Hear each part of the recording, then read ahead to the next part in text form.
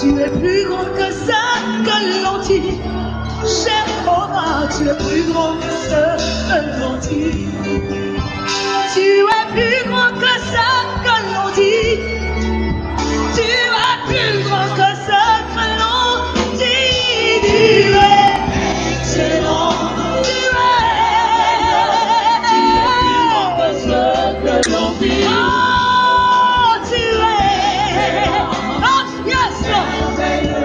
Tu es plus grand que ça, que l'on dit. Tu es plus grand que ça, que je pense. Jéhovah, tu es plus grand. 1 Roi, chapitre 18, je lis à partir du verset 30. Élie dit alors à tout le peuple, approchez-vous de moi. Tout le peuple s'approcha de lui et Élie rétablit l'autel de l'Éternel qui avait été renversé. Verset 31. Il prit 12 pierres d'après le nombre des tribus des fils de Jacob, auquel l'Éternel avait dit, Israël sera ton nom, et il bâtit avec ces pierres un autel au nom de l'Éternel. Il fit autour de l'autel un fossé de la capacité de 2 mesures de semences. Amen. Alors, l'objectif de cet enseignement, par la grâce de Dieu, c'est de t'aider mon frère, de t'aider ma soeur. Il y a des choses que tu demandes à Dieu. Tu veux voir l'action de Dieu dans ta vie. Qui veut voir la main de Dieu dans sa vie? Moi, je veux voir la puissance de Dieu. Maintenant, le problème des enfants de Dieu aujourd'hui, c'est qu'ils pensent que le Dieu de l'ancienne alliance, le Dieu qui avait du temps de Moïse, Abraham, Isaac et Jacob, est différent du Dieu qu'on a aujourd'hui. Je veux te dire aujourd'hui, mon frère, ma soeur, c'est le même Dieu. Amen. La Bible dit qu'il est le même hier, aujourd'hui et éternellement. C'est le même Dieu. C'est-à-dire les miracles qu'il a fait dans le passé, il le fera aujourd'hui dans ta vie et il le fera aussi demain. Amen. Donc ne pense pas que le Dieu qui marchait avec Israël, le Dieu de David, ce n'est pas ton Dieu. Ton Dieu, c'est le Dieu de David. Amen. Dis un peu avec moi, mon Dieu, c'est le Dieu de David.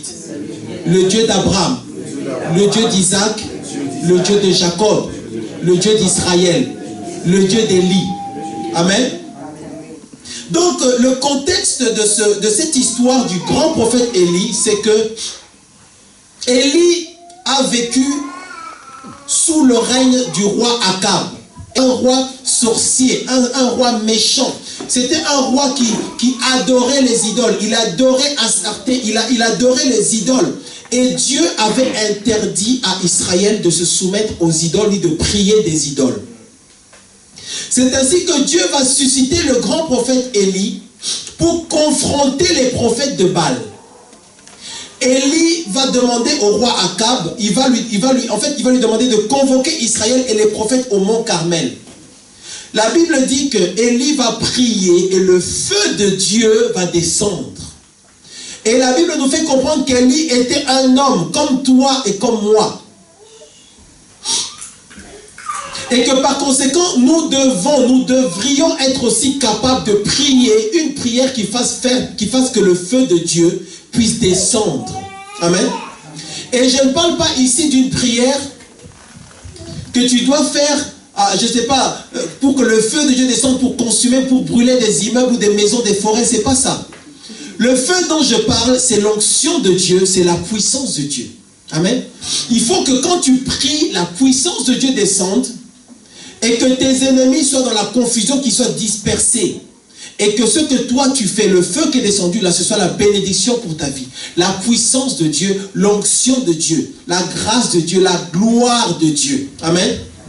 Bien-aimés dans le Seigneur, nous ne voulons pas continuer à tourner en rond. Tu dois connaître la vérité afin que tu sois libéré. Amen. Tu dois savoir que Jésus-Christ est vrai. La parole de Dieu est vraie. Dieu est vrai. Dieu est puissant. Tu es capable de prier une prière qui fasse que l'onction de Dieu descende du ciel. Amen. Tu n'as pas besoin de passer par un homme ni par une femme. Toi-même, en passant seulement par Jésus, tu as accès à la gloire de Dieu. Mais la Bible dit qu'avant de prier, donc ça veut dire avant que le feu ne descende, parce que quand il a prié, le feu de Dieu est descendu. Mais la Bible nous dit qu'avant de passer à la prière, avant de prier, Élie a fait une prière et on le voit à partir du verset 36.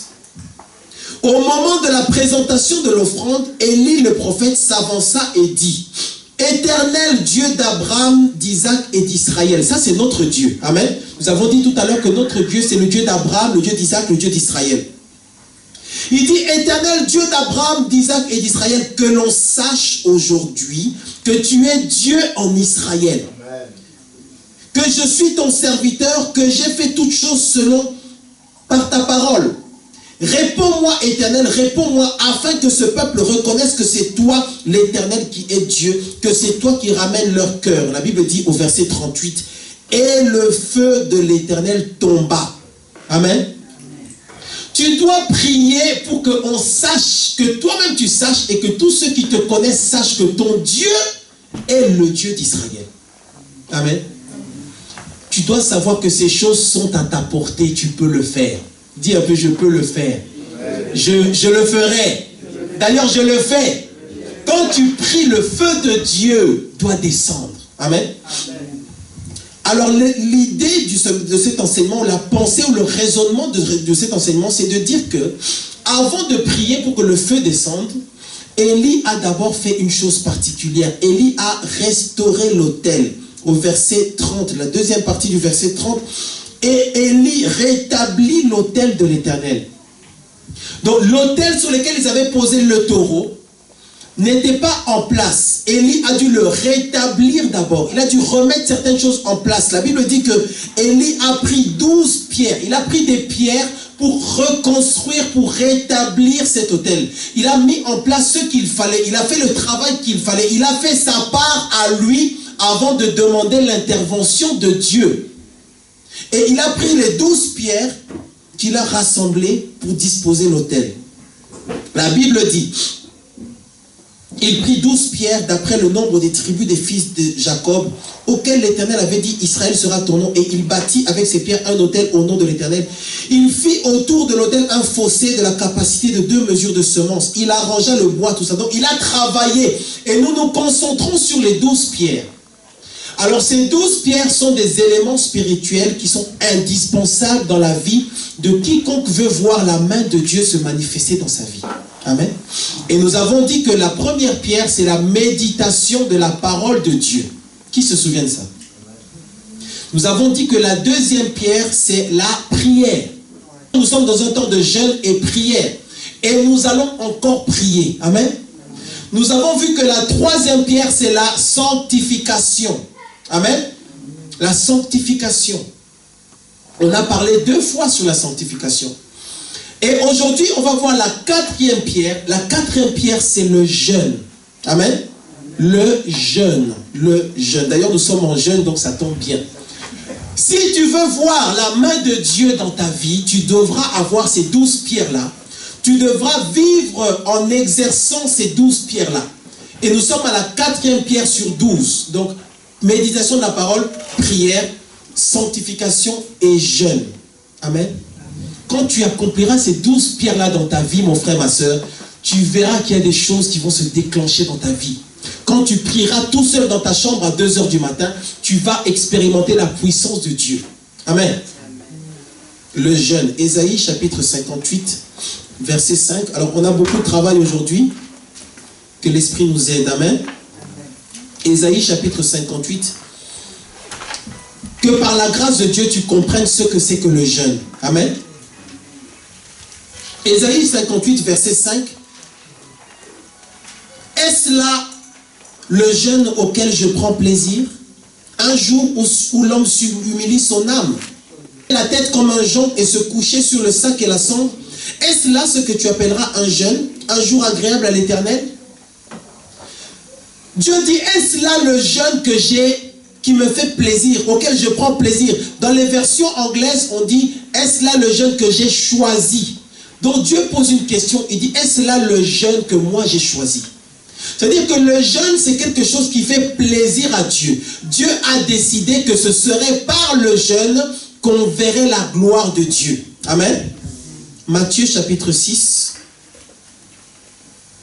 Matthieu chapitre 6, verset 17 au verset 18. Matthieu chapitre 6. Je vais juste donner 3 passages et après on va pouvoir parler. Amen. Matthieu chapitre 6, verset 17, je lis.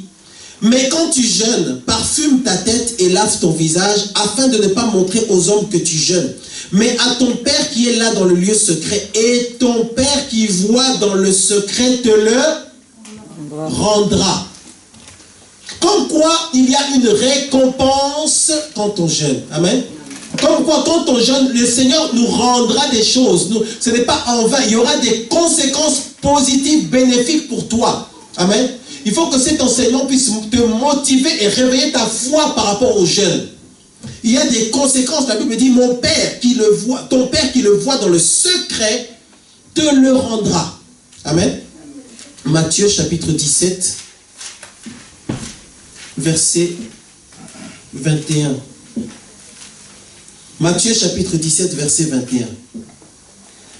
Il faut que tu comprennes, mon frère, ma soeur, que le jeûne, c'est une clé dans le royaume de Dieu. Amen. Nous devons être un peuple, une assemblée, un groupe de gens qui prions et qui jeûnons. Amen. Et il faut que tu deviennes un homme et une femme de jeûne et prière.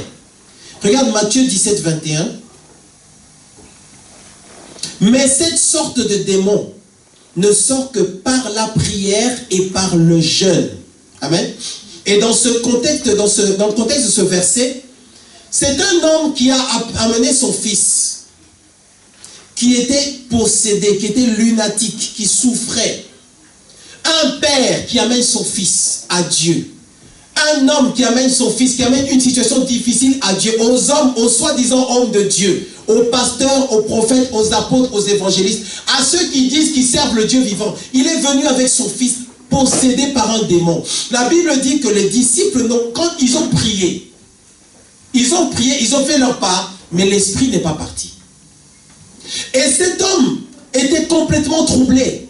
Il se dit, mais je vais vers les serviteurs de Dieu et je crois que leur maître, c'est lui qui est Dieu, c'est Jésus. Mais je ne vois pas de solution à mon problème. Quand les disciples ont posé la question à Jésus de dire, mais pourquoi est-ce que nous n'avons pas pu chasser cet esprit? Bien-aimé, écoute bien. Pourquoi est-ce que nous n'avons pas pu chasser cet esprit? Pourquoi est-ce que nous n'avons pas pu libérer cet enfant? Nous avons prié comme toi, Jésus, tu nous as appris à prier. Tu as dit que tu nous as donné l'autorité pour marcher sur les serpents et les scorpions. Tu nous as donné la puissance. Tu as dit, voici les signes qui accompagneront ceux qui auront cru. Tu as dit ces choses. Nous y avons cru, nous avons prié. Mais comment ça se fait, oh Jésus, que l'esprit mauvais n'a pas quitté cet enfant? Et toi aussi, tu te poses la même question dans ta vie. Seigneur, j'ai prié pour tel problème. Seigneur, j'ai prié pour telle situation. Pourquoi est-ce que cet esprit continue à venir me visiter pendant la nuit? Pourquoi est-ce que cet esprit continue à me rendre malade? Pourquoi est-ce que cet esprit continue à travailler dans ma famille? Pourquoi est-ce que cet esprit continue à troubler la vie de mon frère, la vie de ma soeur, la vie de mon père, la vie de ma mère? Pourquoi est-ce que dans ma famille, il y a toujours ça? Pourquoi est-ce qu'on est toujours pauvre? Pourquoi est-ce que les gens ne vivent pas au-delà de 45 ans? Pourquoi est-ce que nos parents sont toujours ils sont toujours des soulards? Pourquoi est-ce que mon père a 3-4 femmes? Pourquoi est-ce qu'il y a la polygamie dans ma famille? Pourquoi? Ils ont demandé à Jésus. Il dit, mais Jésus, tu es Dieu. Nous sommes troublés, tu es Dieu. Tu as dit que tout est possible à celui qui croit. Mais comment ça se fait qu'on a prié pour cet enfant? Parce que les disciples voulaient être vrais avec Dieu. Est-ce qu'on peut être vrai avec Dieu? Il faut qu'on soit... On ne va pas dire des choses pour arranger Dieu ou pour couvrir Dieu comme si Dieu est faible, qu'on doit le couvrir pour expliquer. Jésus, dis-nous un peu, qu'est-ce qui se passe? Tu es Dieu, nous croyons que tu es Dieu. Jésus leur dit, homme de peu de foi, nous parlerons de la foi. Mais Jésus leur dit, cette sorte-là, cette catégorie-là, ne sort que par le jeûne et la prière. Vous avez prié, mais vous n'avez pas jeûné. Amen. Qu'est-ce que ça veut dire? Ça veut dire que certaines choses dans ta vie ne partiront pas tant que tu n'auras pas jeûné. Ça veut dire que Dieu nous demande la prière. Oui, gloire à Dieu, amen. Dieu nous demande l'obéissance. Oui, gloire à Dieu, amen. Mais n'est-ce pas intéressant de voir que ça ne suffit pas? C'est bizarre, hein? L'obéissance ne suffit pas. Et quand on dit ça, moi même quand je vous dis ça, ça me fait bizarre, mais je vous dis la vérité. Attention, tu dois marcher dans l'obéissance. S'il n'y a pas l'obéissance, tu détruis. C'est comme un château de cartes, quoi. S'il n'y a pas l'obéissance en dessous, là, il n'y a rien. Mais il y a déjà l'obéissance, c'est bien. Il y a la prière, c'est bien. Mais si tu n'entres pas dans le jeûne, tu vas marcher dans l'obéissance, tu vas marcher dans la prière, mais tu n'auras pas des résultats spirituels. Est-ce qu'on est d'accord? Est-ce que tu peux dire amen à ça? Amen. Jésus leur dit, Jésus ne leur a pas repris sur le péché. Jésus ne leur a pas repris sur l'obéissance. Jésus leur a parlé de la foi, on parlera de la foi. Mais Jésus leur dit, cette sorte-là, en fait, il y a quelque chose que vous n'avez pas compris. Ce n'est pas que vous êtes dans un péché quelconque, mais mon peuple meurt faute de connaissance. Il leur dit, cette sorte-là, cette catégorie-là, ce type-là, vous pouvez monter, descendre, prier pendant des heures. Ça ne sort que dans la prière et le jeûne. Amen. Sachant qu'ici, c'est Jésus qui parle et Jésus est Dieu. Si quelqu'un connaît la puissance de Dieu, le secret pour activer la main de Dieu, c'est Jésus, c'est Dieu lui-même. Il leur dit, c'est seulement par le jeûne. C'est pourquoi, mon frère, ma soeur, tu dois comprendre et que Dieu te donne, ma prière, c'est que Dieu te donne une vie de jeûne et de prière. Si tu veux voir la gloire de Dieu, de temps en temps, souvent dans ta vie, tu dois vivre dans le jeûne. D'ailleurs, le jeûne, c'est un principe important dans le royaume de Dieu. Amen. Qu'est-ce que le jeûne? Alors, je vais vous donner une définition biblique du jeûne ou une définition qui se rapproche au plus près de la doctrine. La Bible dit que nous devons jeûner. Alors, voici la définition du jeûne. Le jeûne, c'est se priver de nourriture, s'abstenir de satisfaire ses désirs et appétits, entre parenthèses, ou ses penchants, afin d'expérimenter la puissance de Dieu et d'obtenir les récompenses qui sont promises par Dieu. Je reprends pour ceux qui prennent note et je vous demanderai s'il vous plaît de prendre des notes quand on donne les enseignements. Amen. Est-ce qu'on pourra le faire s'il vous plaît? Dans l'amour du Seigneur. Amen. Nous disons des choses qui sont importantes. Amen. Se priver de nourriture et s'abstenir de satisfaire ses désirs et appétits, entre parenthèses, ou ses penchants, afin d'expérimenter la puissance de Dieu et d'obtenir les récompenses. Donc deux choses, deux résultats, deux conséquences, deux bénéfices par rapport au jeûne. On expérimente la puissance de Dieu. Quand tu vas jeûner, la puissance de Dieu va se manifester. Les disciples ont prié pour cet enfant, mais l'enfant n'a pas été délivré parce que la puissance de Dieu n'a pas été activée. Dieu dit, Jésus leur dit, vous devez jeûner afin que la puissance de Dieu, vous puissiez la voir pour que cet esprit puisse partir. Donc on va obtenir la puissance de Dieu et on va aussi expérimenter les promesses parce qu'il y a des promesses de Dieu dans la Bible, dans la parole de Dieu par rapport aux jeûnes. Amen. Quelles sont les promesses en question? Ésaïe chapitre 58, versets 8 et 9. Ésaïe 58, versets 8 et 9. Ésaïe 58, versets 8 et 9. Je crois que à partir d'aujourd'hui, et même dans les jours et les semaines qui viennent, nous serons tous des hommes et des femmes de jeûne et prière. Amen. Tu ne pourras pas dire qu'on ne te l'a pas dit. Tu as beau marcher dans l'obéissance, craindre Dieu, marcher dans la sanctification. Mais si tu ne pratiques pas le jeûne, tu seras limité. Donc le jeûne, c'est un point très important dans nos vies. Vous avez vu qu'on a d'abord parlé de la prière, on a parlé de la sanctification, on a parlé de la méditation de la parole de Dieu. Ça, c'est la base. Mais tout cela sera limité s'il n'y a pas le jeûne en plus. Sinon, un jour, quand tu auras 85 ans, et vous voyez, avant de leur parler du jeûne, la prière, Jésus leur dira dans d'autres versions, Jésus leur dit aussi, il leur dit, homme de peu de foi, jusqu'à quand est-ce que je serai avec vous? Ça veut dire que tu marches dans l'obéissance, tu marches dans la crainte de Dieu, tu pries beaucoup, mais tu ne pratiques pas le jeûne, tu auras un problème au niveau de ta foi. À un moment, tu auras du mal à croire. Parce que tu veux dire, mais Seigneur, je prie, c'est ce que tu veux. J'obéis, c'est ce que tu veux. Je médite la parole, c'est ce que tu veux. Pourquoi est-ce que cet esprit, ce démon ne me quitte pas? Et tu vas avoir un accident de la foi parce que tu ne pratiques pas le jeûne. Mon peuple meurt faute de connaissance. Alors, qu'est-ce qu'on gagne à jeûner? verset 8. Ésaïe 58, verset 8. Alors ta lumière poindra comme l'aurore. La lumière. Quand tu jeûnes, si tu jeûnes, si tu as cette vie de jeûne là, la lumière de Dieu vient en toi, l'éclairage, le discernement, ton intelligence est ouverte, ton esprit reçoit les révélations de Dieu. Tu n'es pas dans les ténèbres, tu n'es pas dans la confusion. Tu es dans ton esprit est clair, ton intelligence, ta pensée est claire. L'ennemi parfois envoie un esprit de confusion. Certains d'entre nous ont des esprits de confusion.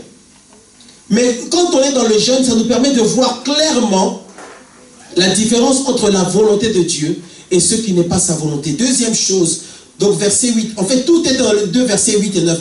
Alors ta lumière poindra comme l'aurore et ta guérison germera promptement. La guérison, la santé. Quand tu jeûnes, si tu jeûnes, tôt ou tard, Dieu interviendra dans ta vie par la guérison. Et ça viendra promptement, ça viendra rapidement, subitement.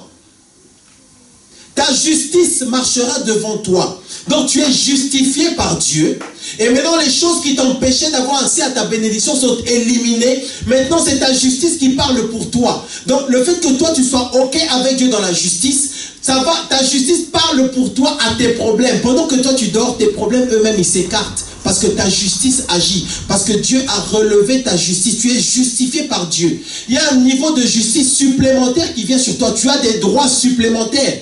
Jésus leur disait littéralement, en fait, vous n'avez pas le droit de prier pour cet esprit. Vous n'avez pas le droit. C'est pour ça que ça ne marche pas. Vous n'avez pas le droit. Il vous faut un niveau de justice supplémentaire dans le jeûne pour que vous puissiez avoir des résultats. Et la gloire de l'Éternel t'accompagnera. Bien-aimé dans le Seigneur, est-ce qu'on se rend compte de ça? La gloire de Dieu. Qui veut la gloire de Dieu? Nous voulons tous la gloire de Dieu. Moi en tout cas, je pense plus que vous tous, moi je veux la gloire de Dieu. La gloire de Dieu qui vient sur ta vie. Et dans la gloire de Dieu, il y a beaucoup de choses. La gloire, le mot en hébreu c'est kabod. Kabod, c'est la gloire de Dieu. Il y a une notion de poids. Il y a une notion de puissance. Donc vous savez que Dieu est roi. Nous parlerons en détail du royaume si le Seigneur le permet. Et dans le royaume, c'est le roi qui règne, c'est le roi qui domine. C'est la puissance du roi qui agit, c'est son règne. Il domine. Et si on dit que la gloire de Dieu vient sur nous, mon frère, ma soeur, ça veut dire que la domination de Dieu agit sur nos vies. La main de Dieu est sur toi. Verset 9. Tu appelleras et l'Éternel répondra. Donc quand on a une vie de jeûne, quand on a une vie de prière, on va appeler Dieu et Dieu va répondre. Amen. Et toi, souvent tu appelles Dieu, tu demandes à Dieu des choses, Dieu ne te répond pas. Et tu te poses la question, mais pourquoi est-ce que Dieu ne me répond pas? Est-ce que tu pratiques le jeûne et la prière? Si tu jeûnes, Dieu te répondra pendant ton jeûne ou alors après ton jeûne. Mais Dieu te répondra. Amen. Parfois, tu peux jeûner pendant 3, 4, 5 jours, 1 mois, Dieu ne te parle pas. Mais dès que tu arrêtes ton jeûne, une semaine après, Dieu te parle d'une manière claire. Parce que le Seigneur est fidèle à sa parole. Je prie qu'au nom de Jésus-Christ de Nazareth, quand tu vas jeûner cette fois-ci, que Dieu te parle. Amen. Quand tu vas jeûner, que Dieu te parle. Tu crieras, il dira, me voici. Si tu éloignes du milieu de toi le joug, les gestes menaçants, les discours injurieux, bon, tout ça, on rentre dans la sanctification. Mais donc, on voit que ce qu'on gagne à jeûner, c'est la lumière de Dieu, la santé, la justice, la gloire, l'exaucement. En fait, le jeûne nous permet d'être plus réceptifs à la puissance de Dieu. Le jeûne, c'est comme, en fait, c'est comme, nos vies parfois sont tellement pleines. C'est comme un tuyau qui est plein de beaucoup de choses. Quand on jeûne, qu'on arrête de manger, c'est comme si on nettoie ce tuyau-là et maintenant la puissance de Dieu peut passer dans nos vies. Donc nos vies sont, on est bouché, c'est comme si c'est bouché comme ça. Et quand on entre dans le jeûne, on se libère, on s'ouvre, on est plus conscient de la présence de Dieu et la puissance de Dieu peut passer au travers de nous. Amen. Alors vous voyez que nous parlons de s'abstenir de manger. Donc c'est par rapport à la nourriture, c'est par rapport au désir et c'est par rapport aux appétits. Le jeûne, voilà, c'est ça, c'est mettre la nourriture de côté, c'est mettre ses désirs de côté, c'est mettre ses appétits de côté. Les désirs de l'homme, ce que l'homme aime faire, eh bien, c'est le mettre de côté pour se disposer pour le Seigneur. Maintenant, on doit comprendre, moi j'aime entrer en détail, en profondeur dans le principe, parce que je considère que si tu as compris le principe, tu sais pourquoi tu dois le faire, parce que tu sais comment ça marche. Alors comment ça marche? Il y a un échange en fait qui se fait. Il y a un prix à payer. La gloire de Dieu est disponible pour toi. La justice, la santé, la faveur, la main de Dieu, toutes ces choses, la santé, c'est disponible pour toi. Tout ça, Dieu peut te le donner, Dieu veut te le donner. Tu peux avoir la lumière. La lumière de Dieu peut descendre sur ta vie, c'est disponible, mais il y a un échange qui doit se faire. Il faut que tu donnes quelque chose pour recevoir la lumière de Dieu. Il faut que tu donnes quelque chose, que tu sacrifies quelque chose. Le sacrifice en question, c'est de mettre ton assiette de côté. C'est de mettre tes désirs, tes besoins à toi de côté. C'est les désirs, les appétits. Et la nourriture, c'est mettre ça de côté afin de recevoir. Donc tu dis, Seigneur, je veux tellement avoir ta lumière, je veux tellement avoir ta gloire, je veux tellement que la main de Dieu soit sur ma vie, que je mets mon assiette de côté afin de recevoir ce que toi tu veux me donner. Donc, en fait, pour recevoir ces choses, la lumière, la gloire de Dieu, tout cela dépend de ta capacité à te retenir. Ça dépend de ta capacité à mettre, en fait, à te séparer, à mettre de côté tes désirs à toi. À les mettre de côté sur un second plan. À mettre de côté ta nourriture, à mettre de côté tes appétits. C'est ça, c'est cette capacité-là. Ça veut dire que pour que tu aies la gloire de Dieu, que tu aies la lumière de Dieu, que tu aies la santé, que tu aies toutes ces bonnes choses qu'on reçoit dans le jeûne, il faut que tu sois capable de maîtriser tes appétits, de maîtriser tes désirs, de maîtriser ton besoin de manger. Et tout ça, à un moment donné, on se pose la question, mais on voit qu'il y a quand même quelque chose de spécial par rapport à la nourriture dans la parole de Dieu. Pourquoi est-ce que Dieu a choisi ça? Pourquoi est-ce que Dieu n'a pas dit, en fait, si vous voulez voir ma main se manifester, mangez beaucoup, mangez, mangez, mangez, et ma main va se manifester? Pourquoi il n'a pas dit ça? Dieu a voulu toucher ce point-là sur la nourriture, parce qu'il s'agit de satisfaire la chair.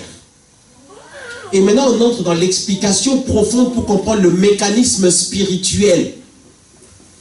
Il s'agit de la chair de l'homme. Et Dieu sait que la chair de l'homme est une faiblesse. Dieu sait que nous sommes faibles dans la chair. Alors souvenons-nous d'Adam et Ève dans le jardin. Dieu leur dit, vous mangerez de tous les arbres qui sont dans le jardin, excepté cet arbre-là, l'arbre de la connaissance du bien et du mal. Celui-là, vous ne mangerez pas. De ce fruit-là, vous ne mangerez pas.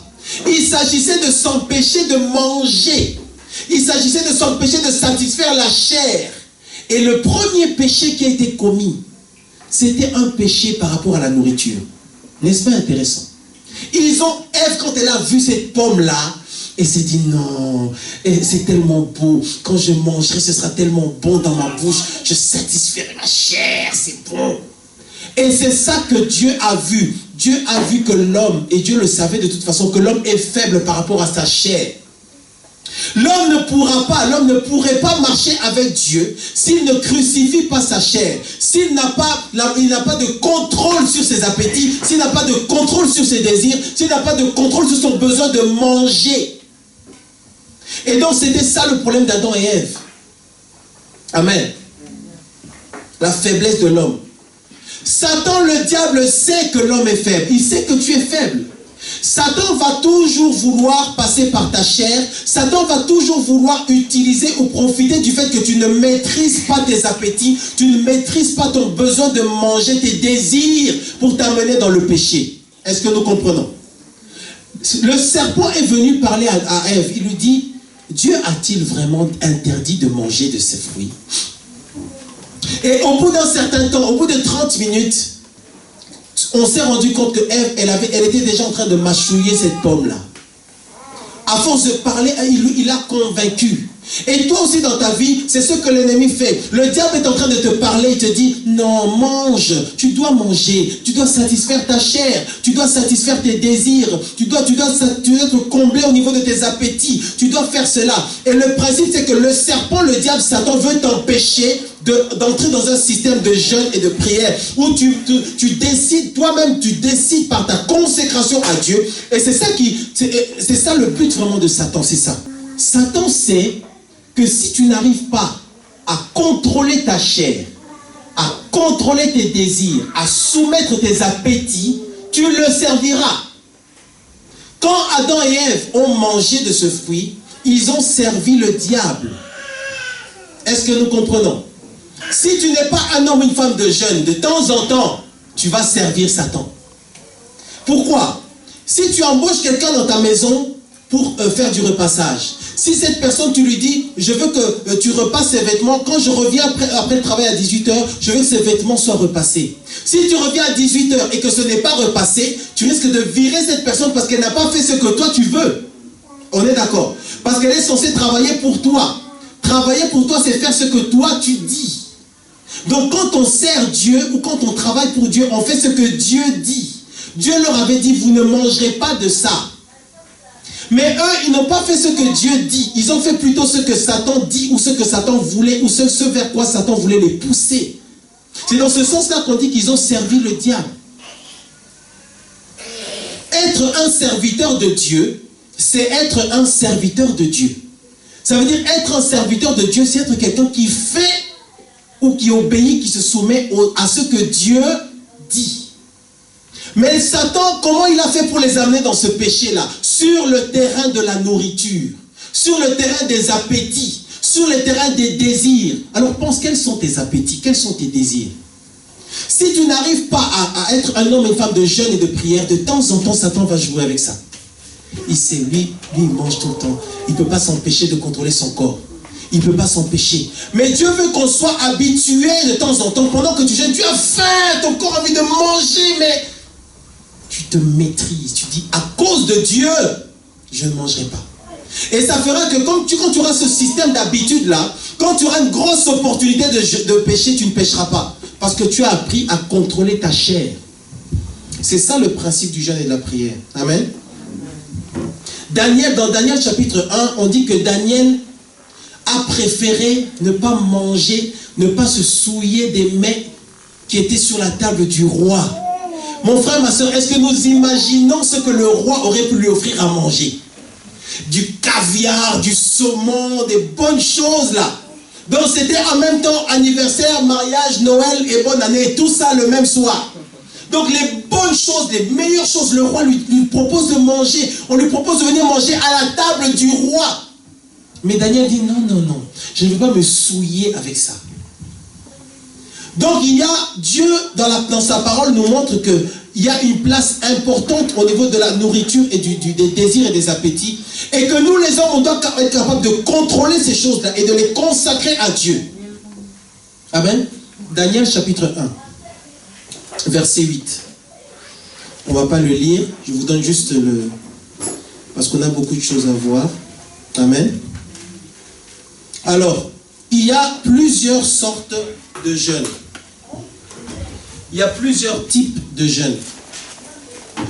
Et ça, nous n'entrerons pas dans le détail parce que je crois qu'on reviendra là-dessus à un autre moment. Je vais juste vous donner les 4 types de jeûnes. Le premier jeûne, c'est le jeûne naturel. Le jeûne naturel.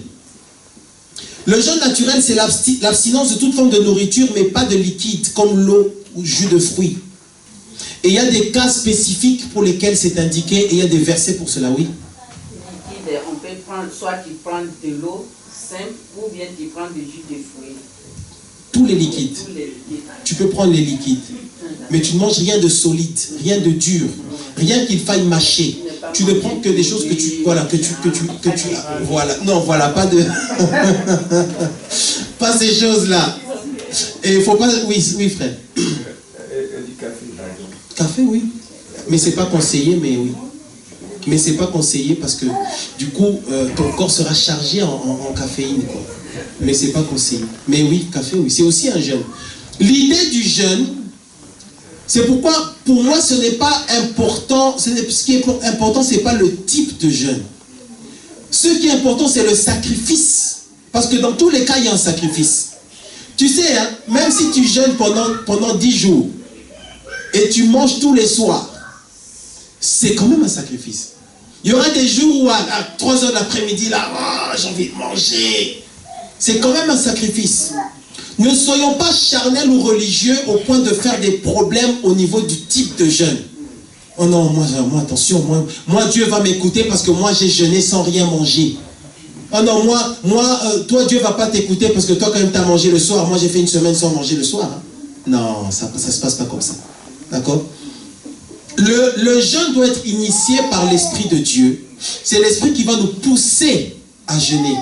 Et quand l'Esprit te pousse à jeûner, lui-même il te dira comment faire. D'accord? Et il y aura des résultats. Donc le jeûne naturel, d'accord? C'est un jeûne où on ne prend que du liquide. Le jeûne aussi partiel. Le jeûne partiel, ça ressemble à un régime, mais ce n'est pas un régime. C'est le jeûne où on se dit, par exemple, on va manger que des légumes. On va manger que telle catégorie de choses. Il y en a qui jeûnent, qui se disent, moi, du lundi jusqu'au vendredi, je ne prendrai que de la purée le soir. Que de la purée. Je ne prendrai que de la purée avec de l'eau. C'est aussi un jeûne. Tu peux manger 2 kilos de purée le soir, tu sentiras que c'est un jeûne. Parce qu'il y a un sacrifice. D'accord? C'est le jeûne partiel. Daniel a fait souvent ce jeûne, partiel. Après, il y a le jeûne total. Le jeûne total, c'est aucun solide, aucun liquide. Rien n'entre dans ta bouche. C'est le jeûne total. Jésus a fait un jeûne de 40 jours. Moïse a fait un jeûne total. Élie aussi a fait un jeûne total, 40 jours. Esther a fait un jeûne total avec Israël aussi. 3 jours. Aucune nourriture, aucune boisson. Et il y a des cas spécifiques dans lesquels il faut faire ce jeûne-là. En fait, tout dépend de ton niveau de consécration avec Dieu. Amen. Mais pour commencer, si tu dois d'abord commencer par ce que tu peux faire physiquement. D'accord? Sinon, il risque d'y avoir des accidents. Ne sois pas dans la course ou la précipitation. Je veux absolument rester 3 jours sans manger. Dieu veut seulement que tu te sacrifies. Il veut ce sacrifice-là. Amen. La 4e catégorie de jeûne, c'est le jeûne collectif. D'accord? C'est le jeûne qu'on peut faire au niveau d'un pays, au niveau d'une assemblée, d'une église, d'un ministère, d'un groupe de personnes. Parce que les 3 autres jeûnes sont des jeûnes individuels. Alors c'est vrai que le jeûne collectif est une forme de jeûne individuel parce que à titre individuel, chacun pratique le même jeûne et vous vous mettez ensemble. D'accord? Mais le jeûne individuel, je parle de cela vraiment dans le sens où tu décides vraiment toi-même, dans ta chambre, chez toi, de jeûner. Toi-même avec Dieu. Amen. Alors je ne m'attarderai pas sur les types de jeûne parce qu'on reviendra là-dessus. Je voudrais qu'on puisse voir d'autres aspects par rapport au jeûne. Quand tu jeûneras, Satan t'empêchera de terminer ton jeûne. Le serpent sait que si tu prends l'habitude de contrôler tes appétits, de contrôler tes désirs, tu risques d'obtenir ce que Dieu veut. Tu risques d'avoir la lumière, la santé, la gloire de Dieu, l'exaucement des prières, la puissance pour chasser l'esprit qui te dérange. Donc le but du diable, c'est de faire que toi, tu ne sois pas un homme, une femme de jeûne. Qui peut entendre ça? Je répète. Le but de Satan, c'est de faire que tu ne sois pas quelqu'un qui pratique le jeûne. Comme ça, tu viendras toujours dire à Jésus, oui, mais Seigneur, pourquoi est-ce que cet esprit n'est pas parti? Oui, mais Seigneur, j'ai prié, ça fait 10 ans que je prie. Maintenant, je vais abandonner les choses de Dieu. Je vais abandonner la vie chrétienne parce que ça ne marche pas.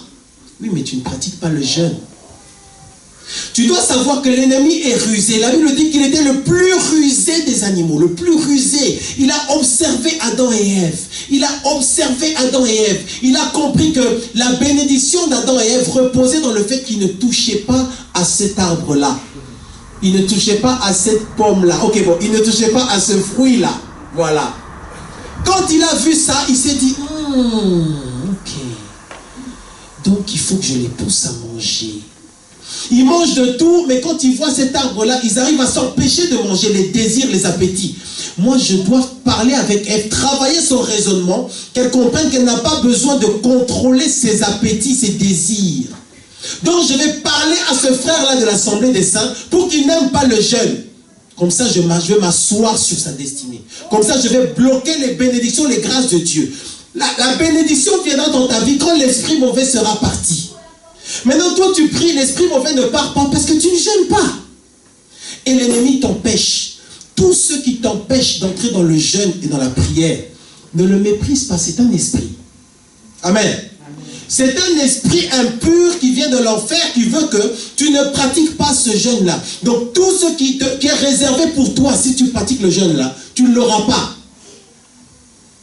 Ça concerne ta famille, ça concerne tes enfants, ça concerne ta santé, ta vie professionnelle, ta vie financière. Ça concerne l'avenir de tes enfants. Tu as tes enfants, tu les aimes, c'est bien. Mais un jour, ces enfants-là, ils devront se marier. Et quand ils seront mariés, tu voudras qu'ils soient heureux dans leur mariage. Un jour, ta fille t'appellera pour te dire, papa, maman, il y a ça, ça, ça. Mon mari a ça, ça, ça. Mon mari, il y a un accident de voiture. Mon mari est à l'hôpital, il est dans le coma. Et maintenant, qu'est-ce que tu fais? Si tu ne sais pas jeûner, tu n'as jamais jeûné. Mais si tu es un homme de prière et de jeûne, tu dis, ok ma fille, je vais prier. C'est là que maman commence à jeûner chez elle à New York. La fille habite à Paris avec son mari. Elle fait 3 jours de jeûne et dit, Seigneur, je refuse la mort. Et 3 jours après, téléphone. Oui, alors? Oui, maman, c'est bon, il est sorti du coma. Amen. La puissance de Dieu est disponible pour toi. Mon peuple meurt faute de connaissance. Comment tu vas aider tes enfants? La vraie notion de parent, la vraie notion de père, c'est le fait d'être capable de soutenir ses enfants. D'accord? Notre Dieu est le Père parfait parce que lui, il est capable de nous soutenir. C'est pourquoi un père qui ne s'occupe pas de ses enfants, d'une manière ou d'une autre, il n'est pas vraiment père. Parce que dans la notion de père, il y a la notion de soutien. Dieu dit, je vous soutiendrai, vous êtes mes enfants, je suis votre père. Mais pratiquez le jeûne, vous activerez ma puissance. Sinon, Jésus vous dira, mais pourquoi est-ce que vous me dérangez? Vous ne jeûnez pas. Vous ne faites pas ce qu'il faut. Amen. Donc tu dois chasser cet esprit-là qui t'empêche de jeûner. Et je prie pour vous au nom de Jésus que cette fois-ci, ce jeûne de 21 jours-là, que chacun puisse le faire au nom de Jésus-Christ de Nazareth. Et que cet esprit-là qui veut te pousser à abandonner le jeûne, te pousser à un moment donné à ne pas le faire. Est-ce que tu as jeûné? Non, je n'ai pas jeûné aujourd'hui. L'ennemi s'assoit sur ta destinée. L'ennemi sait que si tu arrives à t'empêcher de manger, la puissance de Dieu est là. Ésaïe 58 s'accomplit dans ta vie. Amen. Tu dois dépasser le stade. À un moment donné, quand tu vas jeûner, tu auras des vertiges. Parce que le taux de sucre dans ton corps est tellement bas et tu as besoin de sucre. Et ça va, à un moment donné, tu as l'habitude de manger. Tu as l'habitude de manger toutes sortes de nourriture.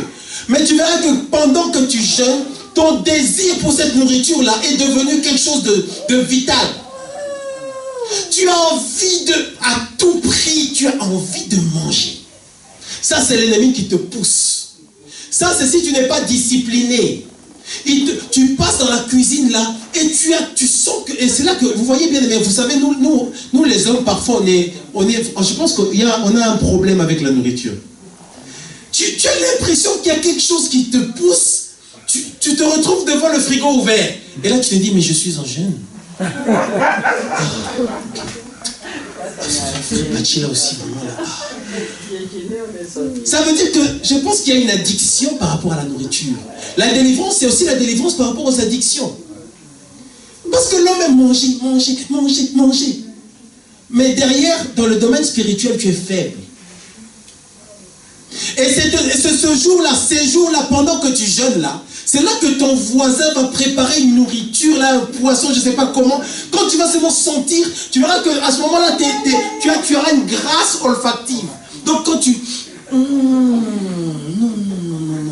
Elle est dangereuse, la voisine, hein? Elle sera inspirée ce jour-là d'ouvrir sa cuisine et que l'odeur monte chez toi. Et là, toi, tu te dis, ah, Seigneur, c'est un sacrifice, le jeûne. Amen. C'est là qu'au travail, les collègues, ils préparent quelque chose de bon là. Ils te disent, écoute frère, viens goûter là, ici c'est compliqué là, goûte un peu ce truc. Et tu regardes. Mais tu dois être capable de te retenir, amen, les désirs et les appétits. Si tu n'arrives pas à les tenir comme ça dans ta main, Satan va te voler ta destinée. De la même manière qu'il a volé la destinée d'Adam et Ève, et jusqu'aujourd'hui, on le paye. Donc, vous vous rendez compte que jusqu'aujourd'hui, nous sommes en train d'expérimenter les conséquences du fait que Adam et Ève n'ont pas obéi. Ils n'ont pas pu se maîtriser. Ils avaient plein d'autres arbres dans le jardin. Mais pour un seul arbre, cet arbre-là, je vous dis que donc il y a plein de nourriture, tu y as accès. Mais on te dit seulement pendant 2-3 jours, quelques semaines, tu ne manges pas de ceci ou de cela. Et il n'arrivait pas à résister. Ève, elle aurait pu dire, ok, je ne prends pas cet arbre-là. Il y en a 100 qui sont à côté. Mais pour celui-là, elle s'est dit, non, c'est celui-là que je veux. Quand tu vas jeûner, l'ennemi va te tenter de plusieurs manières. Parce qu'il sait que si tu obéis à Dieu, tu seras béni. Mon frère, reçois vraiment ce message et tu ne diras pas que tu ne savais pas.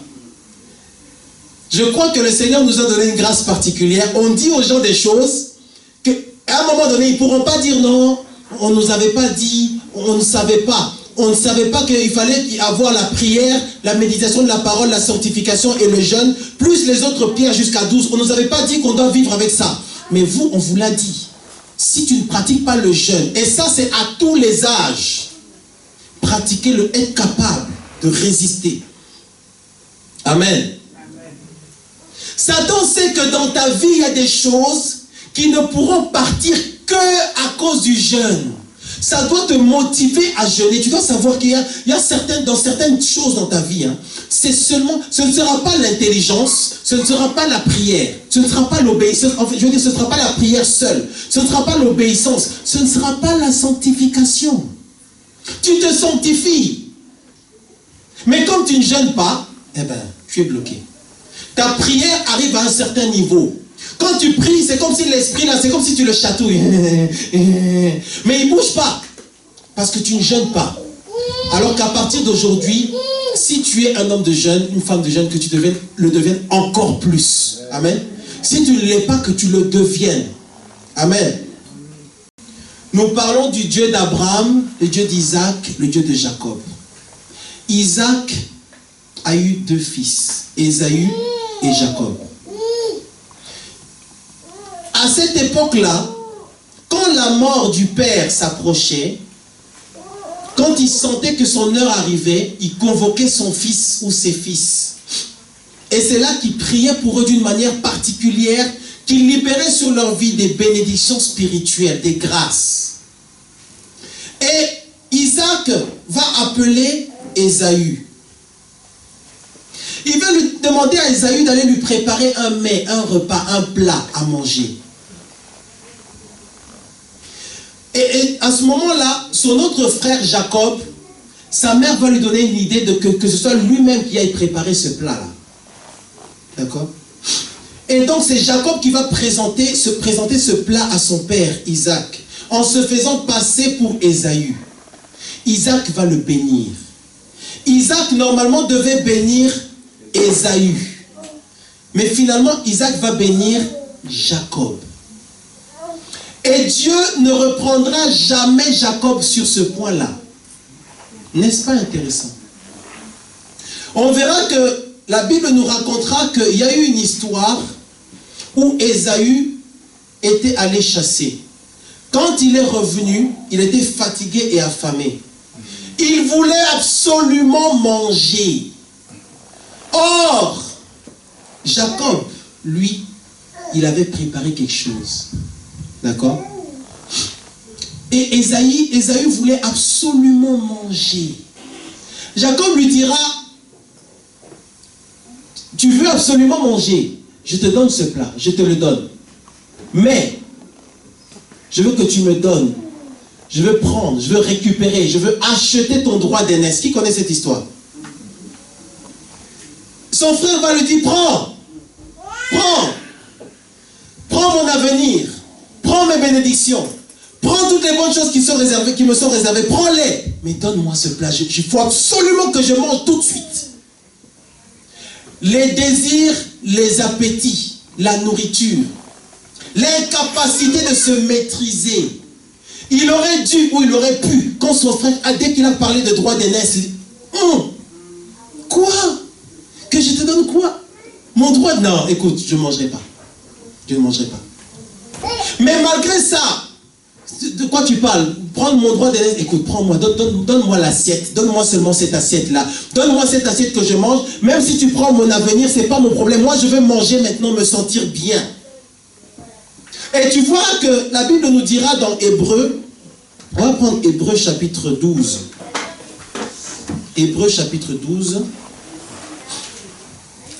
Parce que c'est une histoire qui a frappé les gens. Jusqu'aujourd'hui, on se pose la question, mais qu'est-ce qui s'est passé? Qu'est-ce qui s'est passé? Hébreu chapitre 12, verset 15. On va voir qu'est-ce que les apôtres, qu'est-ce que Paul a dit sur cette affaire avec Ésaü et Jacob. Et comment Dieu le voit. Et comment nous, on doit le voir aussi. Comment Dieu te voit quand tu n'arrives pas à t'empêcher de manger. Quand tu n'arrives pas à t'abstenir de satisfaire tes désirs, tes appétits. Comment Dieu te voit. Regardons dans Hébreu chapitre 12, verset 15. Tout le monde y est? Hébreu chapitre 12, verset 15. Veillez à ce que nul... Est-ce que tout le monde y est? Je lis. Veillez à ce que nul ne se prive de la grâce de Dieu, à ce qu'aucune racine d'amertume poussant des rejetons ne produise du trouble et que plusieurs n'en soient infectés. Verset 16. À ce qu'il n'y ait ni impudique ni profane, comme Ésaü, qui pour un mets, pour un plat, d'accord, pour un KFC, pour un McDo, pour, je ne sais pas, à checker couscous, tout ce qu'on veut, du poulet braisé, rôti, poisson, je ne sais pas, morue, qu'est-ce qu'on aime comme poisson, tilapia, toutes ces choses-là. Pour un mets, il vendit son droit d'aînesse. Donc, le Seigneur condamne cette attitude-là. Pour la nourriture, pour tes besoins à toi, pour ce que ça va faire dans ta bouche, là, quand ça va se mélanger avec ta salive et tout ça, quand tu vas avaler, la sensation que ça va te donner là. À cause de ça, la Bible dit que la Bible considère Ésaïe comme un profane, autrement dit comme un païen. Quelqu'un qui n'a pas de manière, quelqu'un qui, on ne peut pas le catégoriser ou le classer, quelqu'un qui est un outsider. On dit que, verset 16, à ce qu'il n'y ait ni impudique, juste après d'impudique, ni profane, comme Ésaü. Donc, il est classé dans la même catégorie que les impudiques. Amen. Donc, si tu es quelqu'un qui n'arrive pas à te... Est-ce qu'on comprend là où on va arriver? Si tu n'arrives pas à t'empêcher de manger, je veux manger, si tu n'arrives pas à tenir, tu seras un impudique.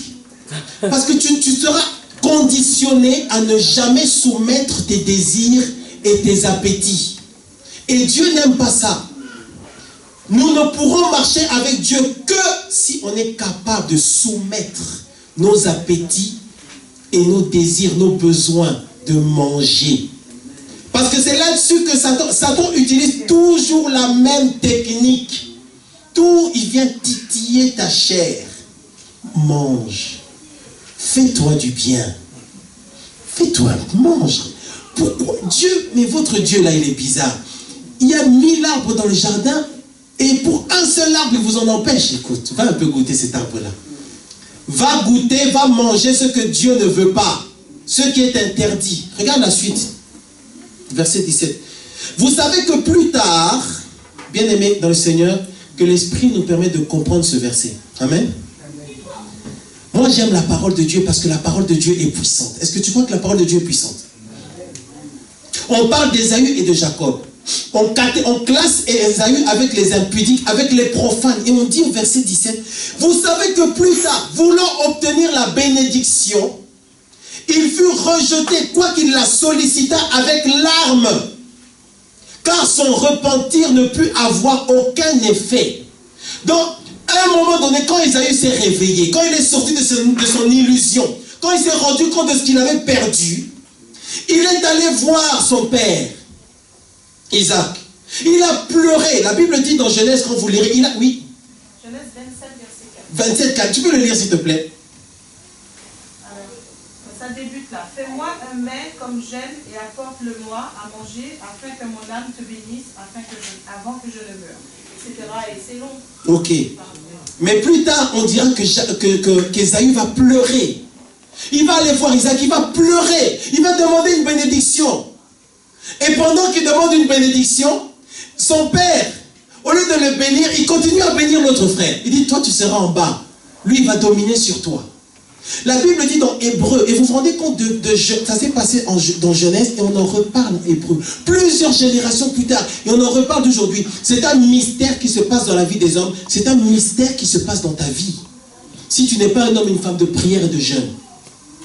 On dit, vous savez que plus tard, voulant obtenir la bénédiction, plus tard, il a voulu obtenir la justice, il a voulu obtenir la lumière, il a voulu la gloire, la guérison, il a voulu que Dieu l'exauce. Tout plus tard, il a voulu récupérer son droit d'aîné, son élection, sa position, donc il savait que c'est celle qui avait été réservée par Dieu. Plus tard, il a voulu avoir ces choses, mais c'était trop tard, parce qu'au bon moment, il n'a pas voulu se consacrer, se sacrifier, s'empêcher de satisfaire ses désirs, ses appétits.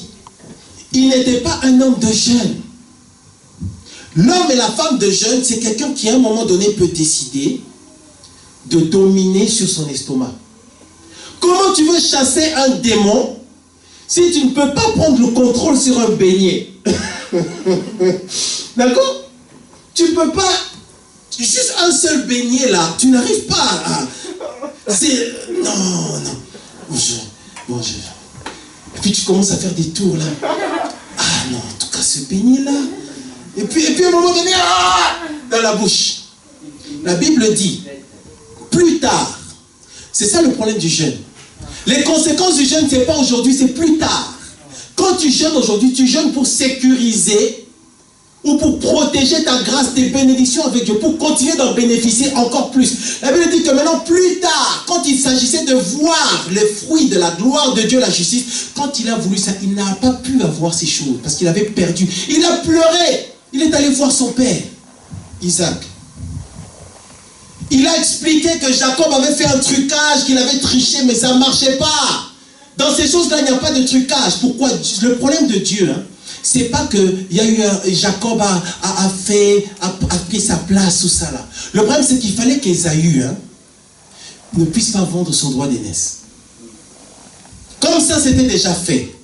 Ça veut dire que si tu n'es pas quelqu'un qui peut contrôler tes appétits, consciemment ou inconsciemment, tu es en train de vendre ton droit d'aînesse. Tu es en train d'hypothéquer ton avenir avec Dieu. Si tu n'es pas quelqu'un qui gêne et qui peut contrôler ses appétits. La Bible dit, il fut rejeté, quoiqu'il la sollicita avec larmes. Il a pleuré. Nous, on croit que, certaines personnes croient que si je pleure, Dieu va m'exaucer parce que je pleure. Ne pense pas que Dieu va t'exaucer parce que tu pleures. Non, Dieu est sur les principes qu'il y a dans sa parole, sur la loi de Dieu. Ce livre-là, c'est un contrat. Ce n'est pas un livre d'histoire, c'est une loi, c'est un contrat. On a la première république et la deuxième république. La première république, c'est l'ancienne alliance. La deuxième république, c'est celle dans laquelle on est, c'est la nouvelle alliance. Et bientôt, on va passer dans la troisième république, l'éternité avec Dieu. Donc c'est un livre de loi. Tu peux pleurer, ne pas pleurer, rigoler, ne pas rigoler. La loi de Dieu s'applique sur ta vie, que tu le veuilles ou pas.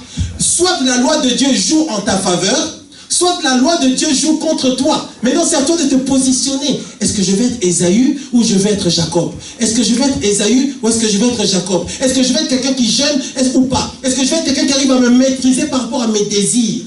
La Bible dit, je vais avertir quelqu'un qui ne jeûne pas, qui méprise le jeûne, qui ne considère pas le jeûne. C'est ta vie. Dis un peu à ton voisin, c'est ta vie. Regarde-le dans les yeux, dis-lui, c'est ta vie. Alors je ne sais pas, est-ce que tu seras Ésaü ou est-ce que tu seras Jacob? Je ne sais pas. Ça dépend de toi.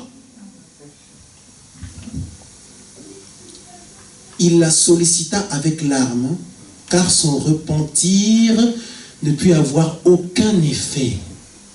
Il y a un moment donné, tu vas pleurer, prier, ça ne marche pas parce que tu n'as pas marché selon les principes de Dieu. Tu n'as pas pratiqué le jeûne.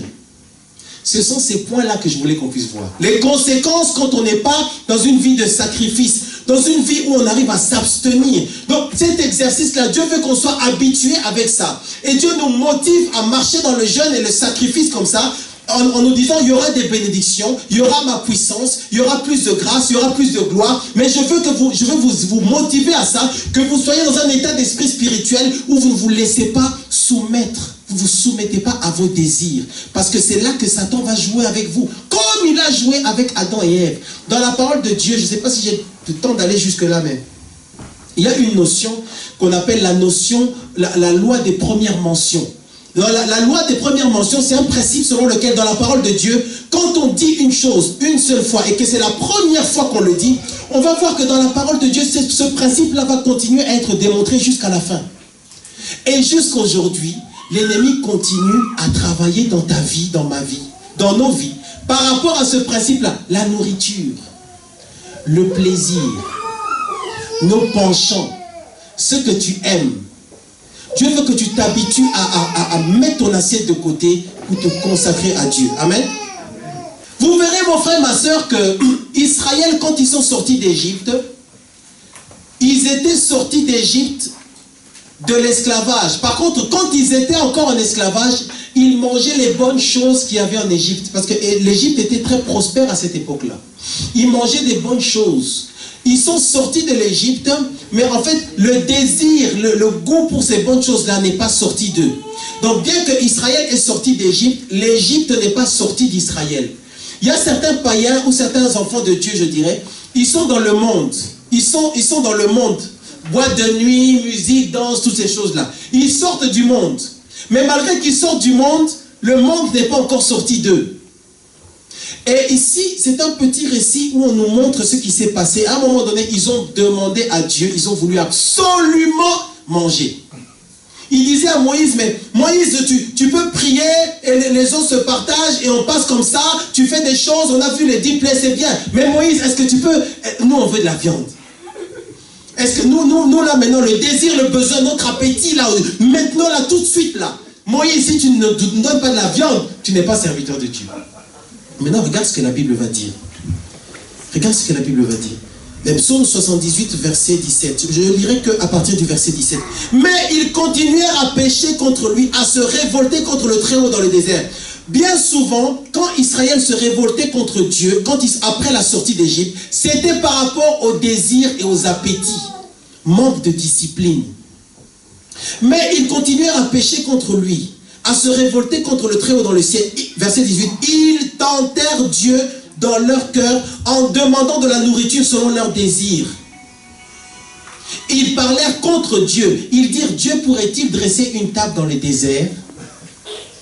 Vous vous rendez compte les enfants que Israël posait à Dieu? Amen. Regardons aussi Psaume chapitre 106. Psaume chapitre 106. Psaume chapitre 106. Psaume 106, verset 14. Voilà. Je lirai à partir du verset 13. Psaume chapitre 106, verset 13. Mais ils oublièrent bientôt ses œuvres. Donc après être sortis, d'accord, ils ont passé la mer Rouge, toutes ces choses, les bonnes choses que Dieu a fait pour Israël en se servant de son serviteur Moïse. Mais ils oublièrent bientôt ses œuvres. Ils n'attendirent pas l'exécution de ses desseins. Ils furent saisis de convoitise dans le désert. Ils tentèrent Dieu dans la solitude. Alors regarde maintenant ce que Dieu fait à celui qui ne veut pas ou qui n'arrive pas à contrôler ses désirs et ses appétits, ses besoins de manger. Il leur accorda ce qu'ils demandaient, puis il leur envoya le dépérissement dans leur corps. Amen. Il leur a donné, mais en même temps avec la mort dedans. Donc il faut faire attention. Vous connaissez l'histoire de Sodome et Gomorrhe? Prenons Ézéchiel chapitre 16. Ézéchiel chapitre 16. Tous ces passages-là, on les voit afin que tu saches que tu ne dois pas jouer avec tes désirs, tes appétits, tes besoins. besoin, je veux manger, moi je n'arrive pas à m'empêcher de manger, moi il faut absolument que je mange. On te demande de jeûner pendant quelques jours. Tu sais que tu mangeras avant de jeûner, tu mangeras après le jeûne. Mais pendant cette période-là, tu décides que pour toi, c'est pas possible. Mais ton avenir a de la valeur. Dis un peu avec moi, mon avenir a de la valeur. Mon avenir est important. Ton avenir est important. Mais pour seulement quelques temps, quelques jours sans manger, ah ça non, je ne peux pas, non, jamais, jamais. Regarde ce qu'on dit. Ézéchiel chapitre 16, verset 49. On parle de Sodome et de Gomorrhe. Voici quel a été le crime de Sodome, ta sœur. Elle avait de l'orgueil. Voilà, Ézéchiel chapitre 16, verset 49. Voici quel a été le crime de Sodome, ta sœur. Elle avait de l'orgueil, elle vivait dans l'abondance et dans une insouciante sécurité.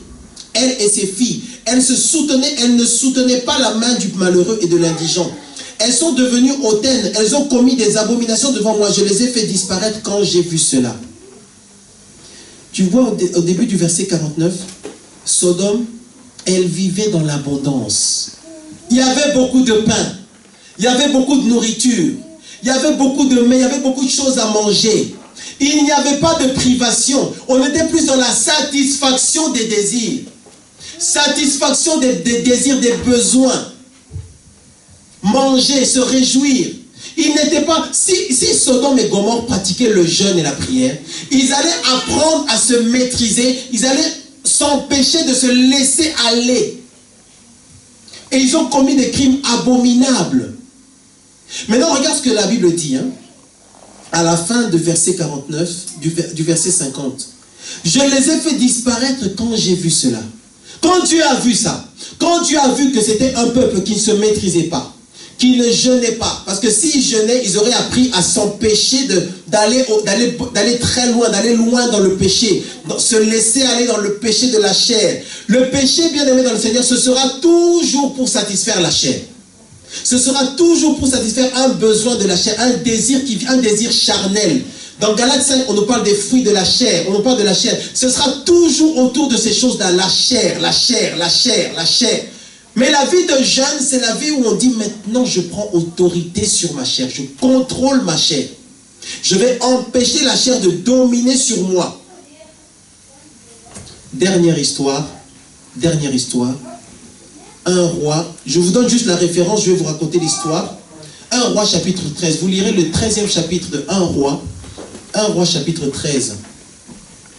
On nous raconte une histoire, Dieu a envoyé un prophète à Bethel. C'est l'histoire du vieux prophète.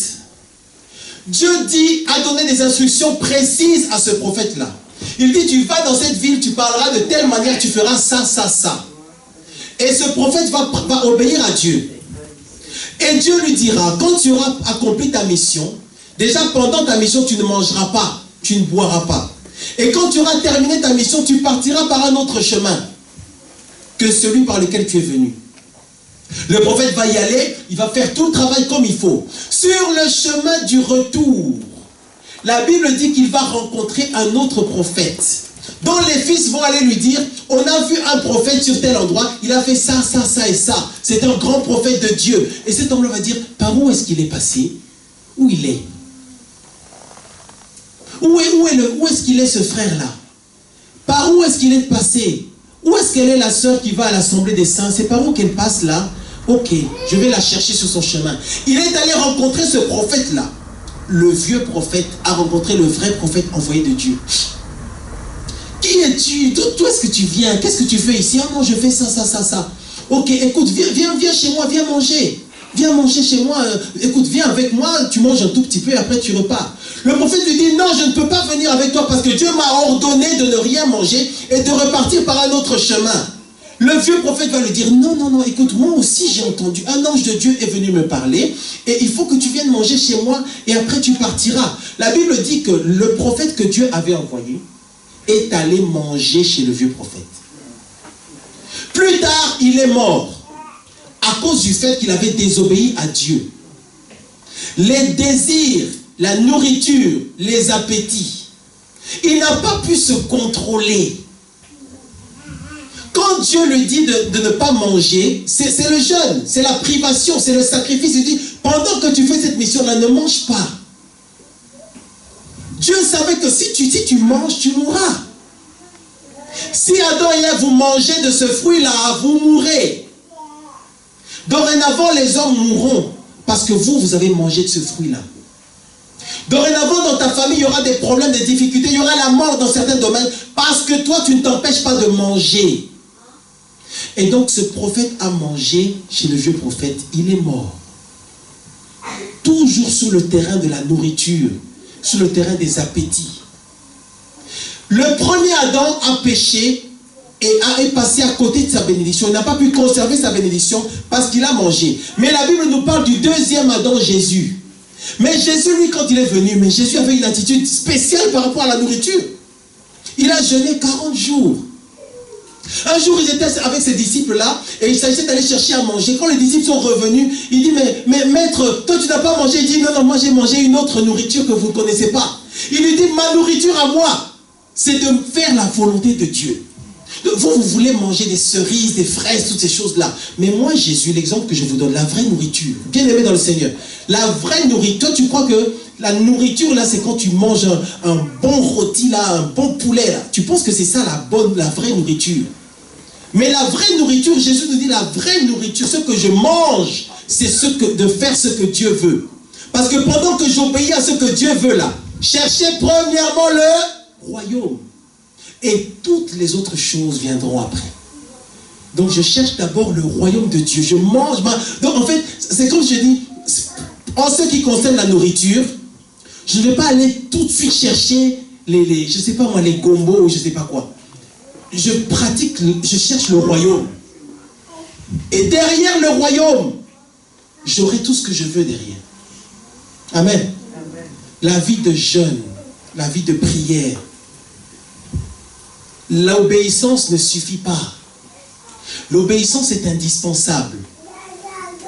Si tu n'obéis pas, ça je pense qu'on en a déjà beaucoup parlé, on reviendra encore dessus. Parce qu'il y a encore quelqu'un ici qui marche dans la désobéissance. Sur certains points. Tu dois avoir l'obéissance, tu dois avoir la prière. Mais si tu ne jeûnes pas, tu es limité. Certains esprits, c'est leur type, ils sont comme ça. Dans cette catégorie-là, ils ne partent que si tu jeûnes. Maintenant, l'ennemi aime bien envoyer ce genre d'esprit dans les vies des gens. Et s'il y a un esprit comme ça qui trouble ta vie, que cet esprit-là soit en toi ou qui t'attaque de l'extérieur, si ce n'est pas par le jeûne, il ne bougera pas, tu resteras comme ça toute ta vie. Et à 90 ans, 95 ans, à 100 ans, 150 ans, juste avant de mourir, tu diras, oui, mais Dieu, moi j'ai prié toute ma vie, ça ne marche pas. Hein. Tu parleras comme les disciples. Et Dieu te dira, mais on ne vous avait pas enseigné là sur le jeûne et la prière. Le jeûne. C'est un principe de Dieu. Donc le jeûne que nous allons faire, que nous faisons de 21 jours là, prenons-le au sérieux. Quand Jésus a jeûné, Satan est venu le tenter. Satan est venu lui poser des questions. Il dit, prends ces pierres là et transforme-les en pain. Jésus dit, non. Toujours le terrain. Il dit, ça a marché avec le premier Adam, cette histoire de pain là, de manger. Eh bien, je vais l'essayer aussi, puisque toi tu es le deuxième Adam. Regarde, il y a des pierres là. Transforme-les un peu en pain. Jésus dit non, ça ne m'intéresse pas de manger votre pain. Et nous devons avoir la même attitude. Donc je prie que le Seigneur, que l'Esprit de Dieu fasse que tu puisses jeûner sérieusement, cette fois-ci et les fois d'après. Que dans ta vie, tu sois un homme de prière et de jeûne. Amen. Est-ce que tu es d'accord? Est-ce que tu reçois ça? Alors on va se tenir debout, on va prier.